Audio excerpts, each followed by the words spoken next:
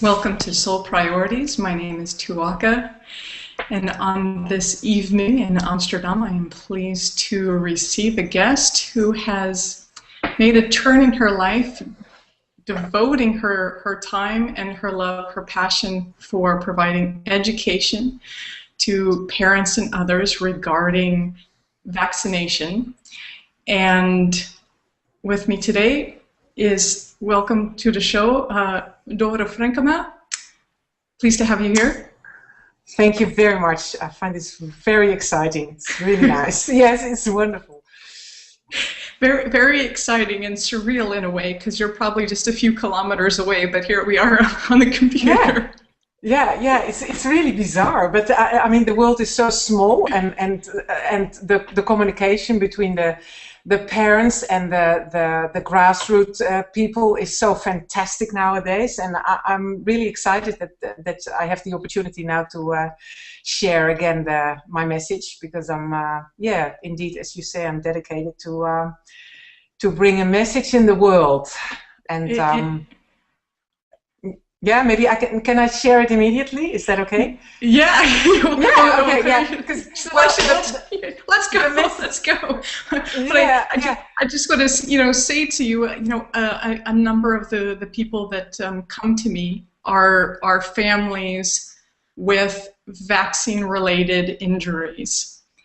And so this is a passion for me and a number of clients. And so when I first heard about your work and what moved you into that, I wanted you here. So I'm also excited to have you here to connect with the world, but also with Dutch speakers as well. That here's this gem right right here. So please share your message with us.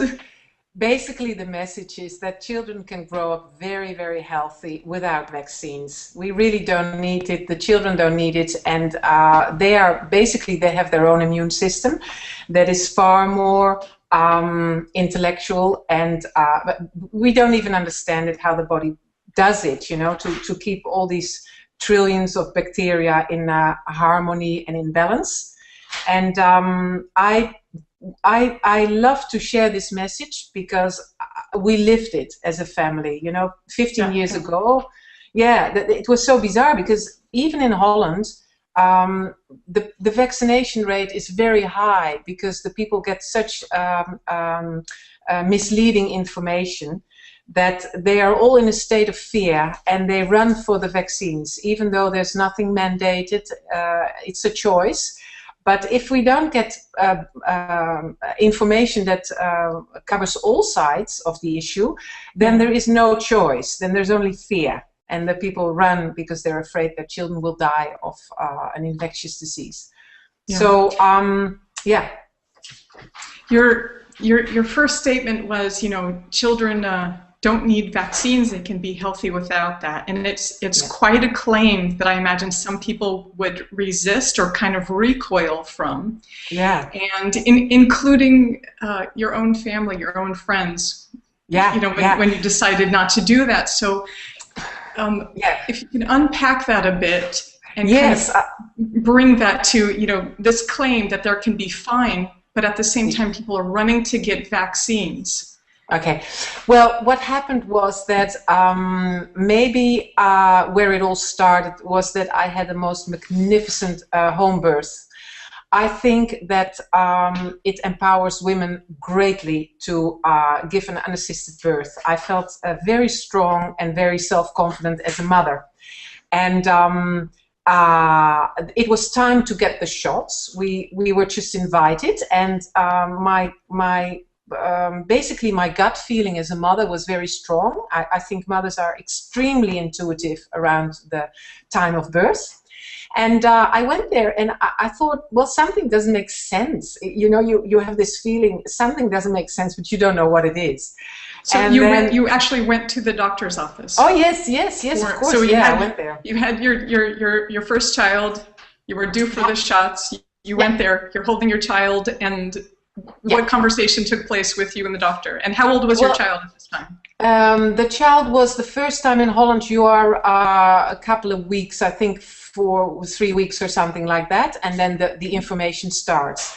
And the information you get is only about the diseases. The diseases are horrible, and your child can get paralyzed, or it's a very the information installs fear. Yeah. So these are the diseases that the vaccines are supposed to protect the child from. Exactly. Okay. Yeah, exactly. And then I went home, and it just didn't feel good, but she didn't get any shot yet. And I don't believe really in coincidence. I believe my whole life I got exactly the experience I need, that I can talk about it now from my own personal experience. What happened, this is the way it goes.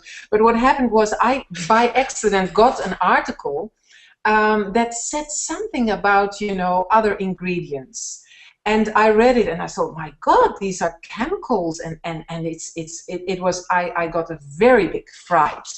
And so I thought, this can't be true. That was my first reaction. It can't be true.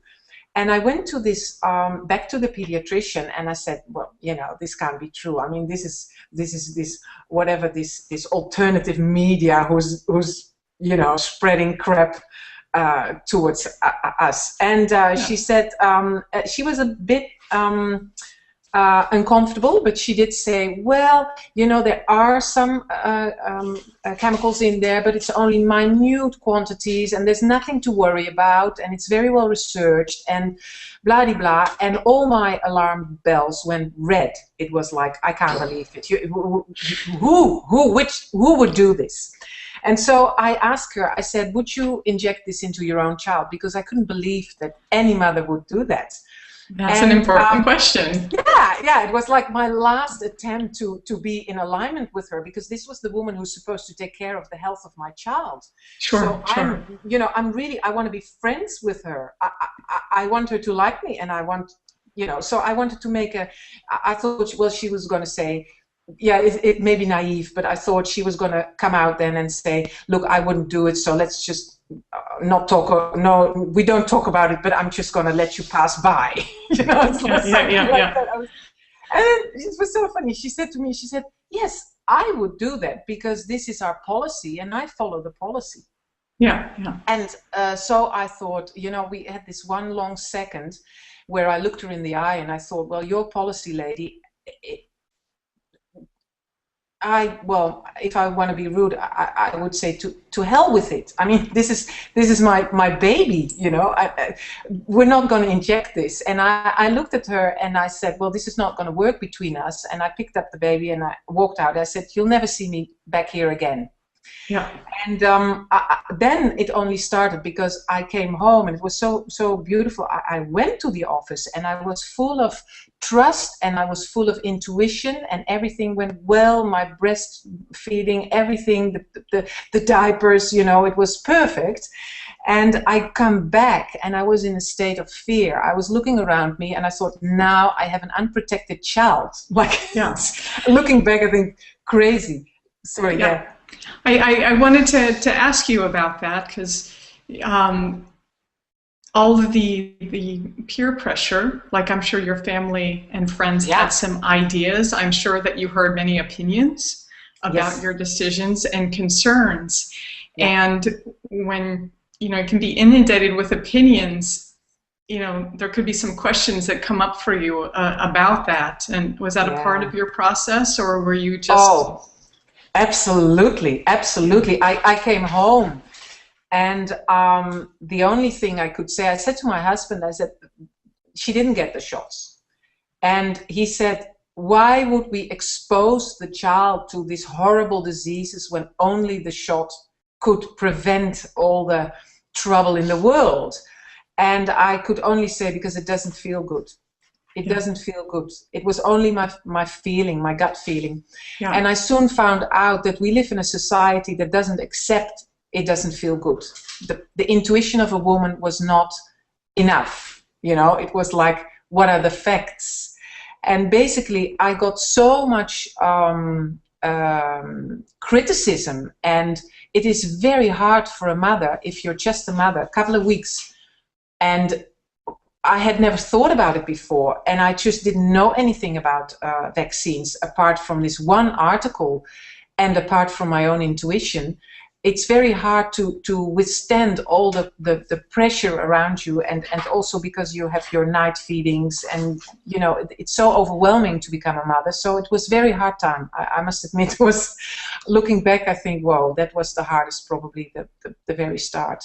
Yeah, and if people are looking for an explanation, you know, something to kind of land on, and you yourself are not educated about it, you know, formally in any way. You just like it because this feels good and I'm committed to that, and there can be some shaky moments because of this confrontation, you know, that's coming.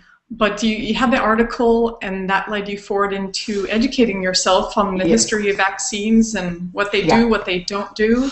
That absolutely. That's where it started, because I kept on saying it doesn't feel good, but that was not enough, obviously. And I had to look for things, but there was not so much material, and that is why I basically landed on the American articles. In Holland, that we had, you know, 15 years ago, we were so trusting the system. I was always reading more, and I was always basically talking about it. I learned it in that sense the hard way, to get attacked and you start looking again, and I get attacked again and I start looking again. But the information that I dug up, I just couldn't believe it. I thought, this is incredible. It's so dark. It is so horrible. And but of course, for me, reading all this, it became very clear and very solid.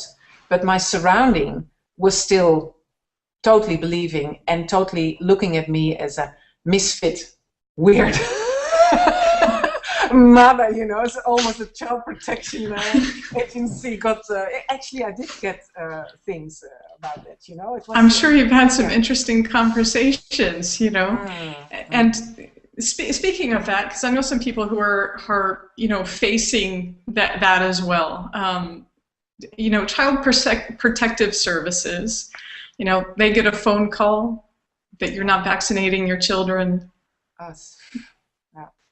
And you know, they are also kind of in the system with the theory or with the understanding, because it's, you know, it's dogmatic in a way, you know, and formulaic. So if they feel that you are harming your child by not protecting them with vaccines, then they have their movement to protect your child the way they see fit. What happened with this clash? Well, in order to... I mean, did you call Superman to take them away? How did you handle that? No, I think, you know what happened? I tell you exactly what happened. In the beginning, I was very... I was attacked and followed and all that. But as I say, my trust as a mother was very strong. The children were fine.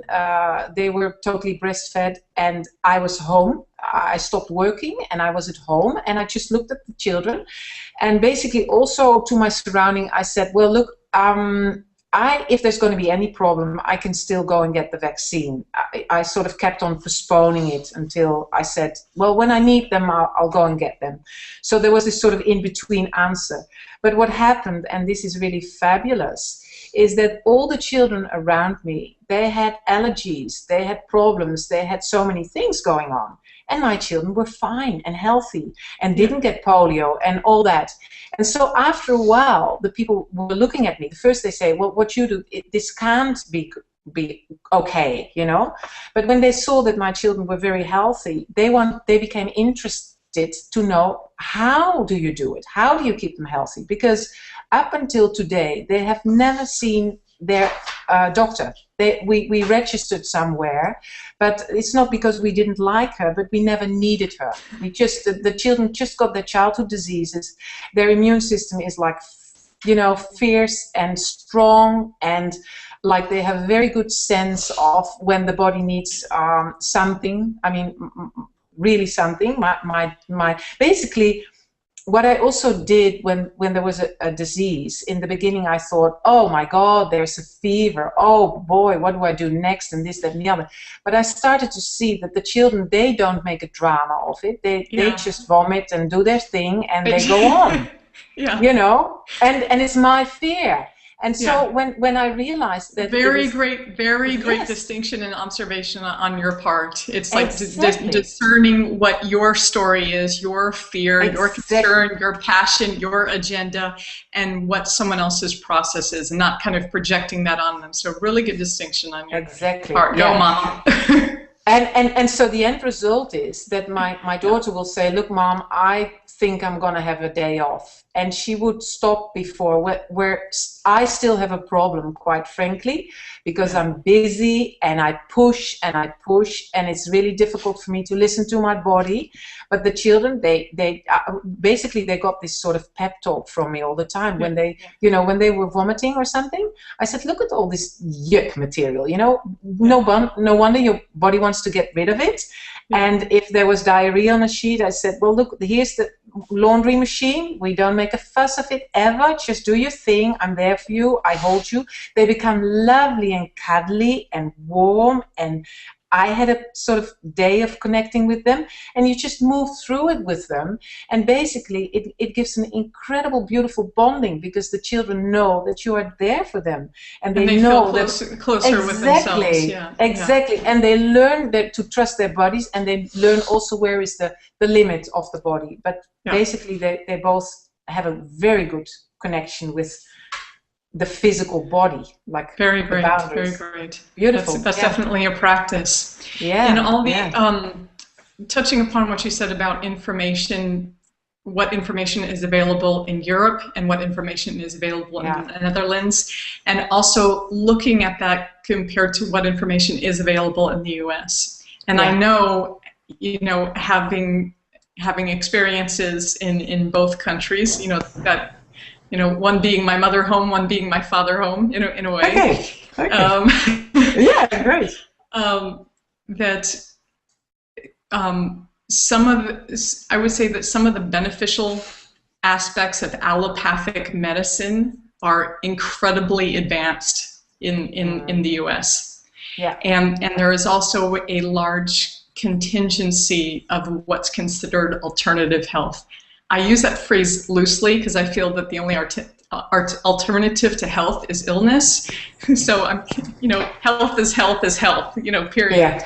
But, you know, naturopathic doctors and, you know, what have you, that list that do not advocate, you know, vaccines. And I have a number of colleagues and friends that are, you know, pioneers in that field particularly. Your process of culling the information from the U.S. different published materials, how have you kind of put that together to understand it, to bring forward giving lectures here in Amsterdam in the Netherlands? Is this what you're doing now? Yeah, now finally I got a hand of the American material before the Dutch, and I remember showing graphs of Niels Miller, you know, with the decline in the measles and da-da-da-da-da, and I didn't have the Dutch figures, but, you know, and so I started doing that, and I love there's a lot of material, and I always feel that I stand on the shoulders of other mothers, and now other mothers stand on my shoulders, and we just go on and on and on. But of course now I am more oriented towards the Dutch situation, and the book I wrote is also for the Dutch people. But it's like it's the main thing is to trust your gut, and then to inform yourself, because nobody, you have to do it yourself. You have to invest yourself, because you're not going to get it via the newspapers or the television or even your mother or friends often, you know. Well, your children probably get it from their mother. Yes. They grew up hearing it. Yes, yes, and they, of course, for them it's so totally normal, you know. They tell their friends, like, "What on earth are you injecting in your veins? You know, what are you doing here?" It's like it's important, and the information is for everybody, and information has its own migration. You know, so that's another thing. It's like I would say that supplements are beginning to emerge here. Where they've been in use, like with regular practice, for 50 some odd years. So there's another understanding of things. There's also beautiful earth medicine that's here. You know, that Americans and Canadians and across the pond, basically, Americans are Europeans, just a generation or two removed. But where that earth medicine is traveling. So this energy exchange also informs the cultural exchange, but how these things are embraced have their own process. And it's so it's so beautiful also that for me there is the distinction about the knowledge that is fortunately still present, and it's fortunately also there is a whole lot of knowledge present in our own bodies, and it's so because I tell the mothers, I know very well what is okay for my children, but not what is okay for your children. You really have to go inside and listen, and then you will know what will resonate like true, and you will recognize your own truth, and that is the path you need to follow.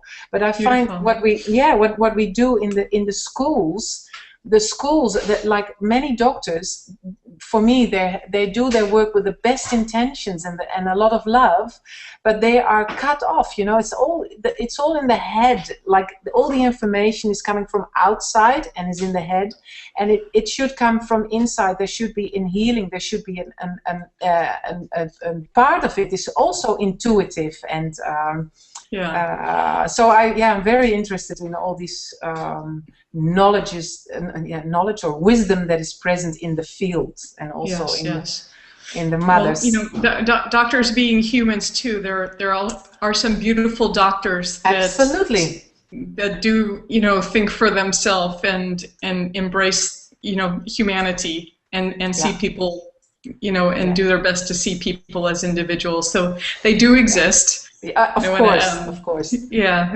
they do exist, and it is a process, and very much of that is very much of kind of the opposite of that. Following the textbook is very much drilled into them and indoctrinated into them and into their school. But what is the in terms of your lectures that you provide?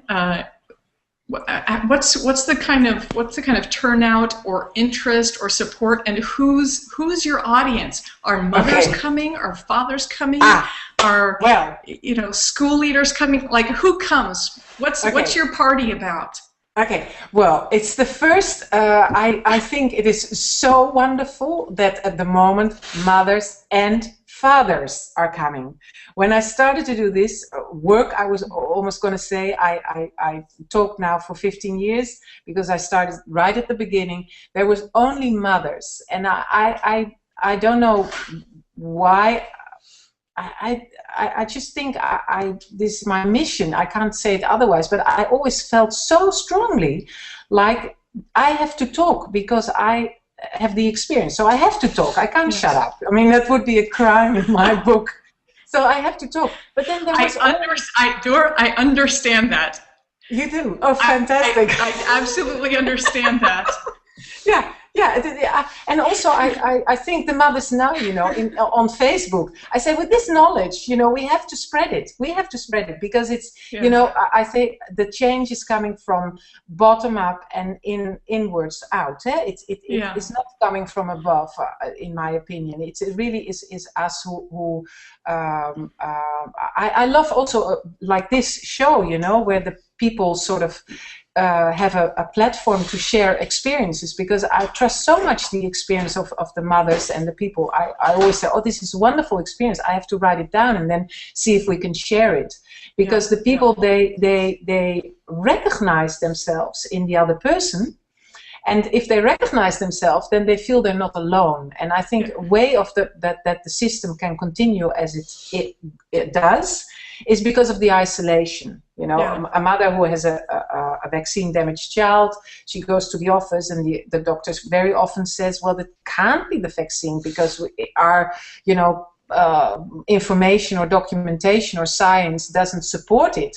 And so she sometimes goes back believing the doctor, and then the cause remains unknown, but very often in the heart of heart at the bottom, the people know it. We can no longer deny it, that there's many people who have many children who have serious problems after the vaccination.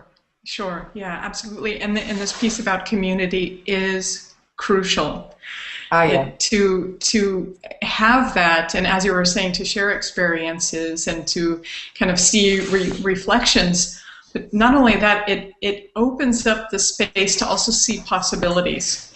You know, to appreciate. And when you touch upon, I mean, the word autism is a misnomer. It's not appropriately named.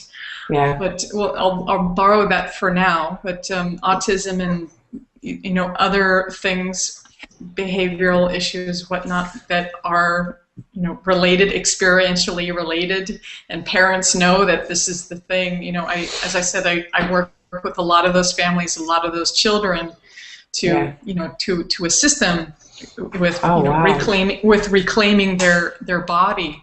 But this you know, this piece that you know, also kind of giving energy to and support to is community. So when this mom feels absolutely overwhelmed, you know, because it's one thing to be a parent, you know, that it's a full-time everything. Yeah. And then, you know, if there's, you know, other factors, you know, that can be absolutely overwhelming for a family. And to meet another family or another community and see, like, you know, that, you know, how are they living their life? You know, where are they getting their humor? You know, when do they have sex? When do they go on dates? When you know, how do you get a babysitter to you know, do this? I mean, just how do you have a social life? Exactly. It's tremendous. And so what you're you know, doing by bringing community together, and it's a specific demographic, mind you, it's really important. So I'm, you know, glad to find you here, and hope other people that are watching, and they can, you know, also make these connections. Because it's such a small world in you know, with the social media. I mean, it's like poof, we're everywhere. Eh? It's fantastic. And also, indeed, you don't have to live it all nowadays, because the people they live it, and then we can just tap into their information. I find it lovely when there's a question on Facebook, there's like 30 reactions, and there's like a fruit bowl, you know, you could do this, or we tried that, or that, and the people can just you know, they can just pick what they feel is appropriate for them. So I love it. It's wonderful. Spawning ideas. When does your first? This is your first book come out, right? Your first. Yes. When does it come out? Well, it's so exciting. It will be September, October, and I'm really looking forward to it. It's I must say, it never stops in a sense, but I have to make it stop now. But there's a whole mission behind the book too. Yeah, honestly, there's a whole mission, because the mission of the book is basically is also the story. Like the information is there, but for me there's a lot of interview, and it's the expertise in the field. There is a whole lot of expertise in the field, which I find very powerful, very powerful. What the people told me, give me goosebumps. It's like, whoa, this is the real stuff. This is the real stuff. Very great. You have a great resource list of material on your website. It's vaccinate.nl. Yes. It's unfortunately I started to translate it. Also, that I would love to have it in English. It's hopefully I will get that together. So, but have a couple, like I know you know this one. callous disregard, that's listed on your site, right? Yes. So we're, building our library here as well. Dancing Cats, Silent Canaries, lots of tremendous books. Again, a great list on your website, so people can check that out. And some of the books that you have on there are also written in Dutch, so that's helpful. Yeah. And yours will be as well. Yeah, and it's like on the Facebook page, there's an awful lot in English too, because there's still so many articles. They're interesting. Yeah, now I realize it. I'm still very focused on the English-speaking countries as well, because there's so much beautiful websites, and I feel a bit guilty that I tap into all these websites and all the energy of the people who bring together such beautiful information, and they can't share it. I can't share it back. But on Facebook, it's like I would say almost 3/4 English, because the Dutch are very good with English language. So nobody is surprised if I dump half of the English knowledge on the The Dutch are good with languages. Period. That's the Dutch rock. In the language department, the Dutch absolutely dominate. Okay, good. Yeah. Languages and tango. Because we're so small, such a small country, and we want to travel. We love travel, so we need to. Nobody speaks Dutch, also. The neighbors. Yes, exactly. To the left, it's English. To the right, it's German. To the south, it's French. Exactly. So and in Amsterdam, those languages. Because you live in Amsterdam too, huh? Yeah. Yeah, we have 167 nationalities in Amsterdam. I realized, on less than 1 million people.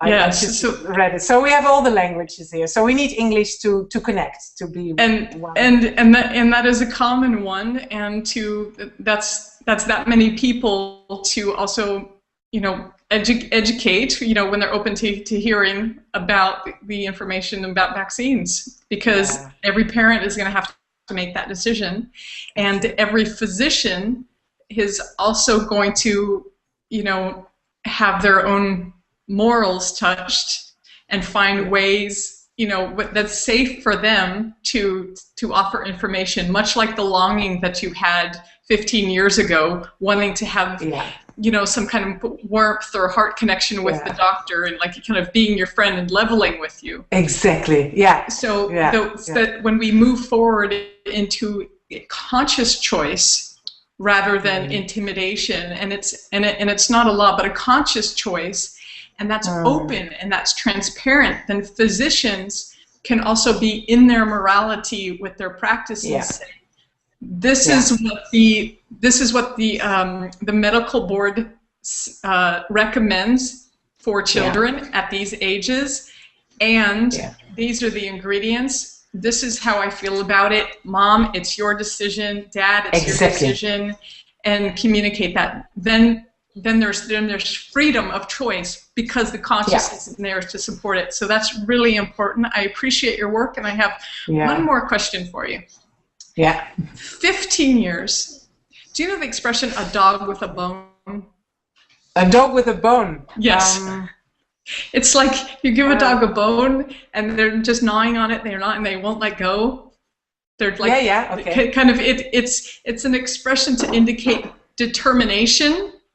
Exactly. Yeah. In a way, so you're like a dog with a bone with your. Well, thank you.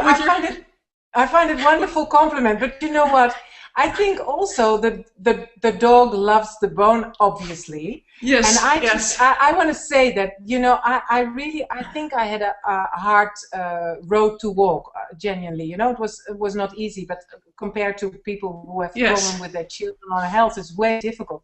But I think in the end, if you go through that, you learn so much of it, and I became so stronger and so more so much more centered. So I love every minute of it. I won't let go of the bone. Never. That's clear. That's so clear. But 15 years later, your family and the friends that are still kind of active in your life, you know, friendships change over time, but the family and your loved ones, Yeah. how has their view shifted over the years, watching you progress in your discovery, in your education, in your movement, watching their grandchildren, their nieces, you know, watching them be full and healthy? How has their view shifted or not, and how is their support for you grown? Well, there's of course some people, they change like 180 degrees totally, and that is very nice. And there's in that sense there's support. But for me, what comes more is that, especially on my Facebook group, I feel real love, really love the people. They love, and they like, I'm so touched by the mothers. They give they share their experience so freely, and they're so grateful to each other, and they're grateful to me for putting in the time and the effort and the energy, that we have a real, like, you know, and to get that back is wonderful. And some people, they just withdraw, and they say, you're nuts and you'll be nuts forever. But I don't mind. It's not a problem. It says something about them, not about me. That's okay. Yeah, I understand that. I understand that. So for your following on Facebook and the folks on your website, if you'll give a message of love or appreciation and how to find you, and do this one in Dutch for your countrymen and women.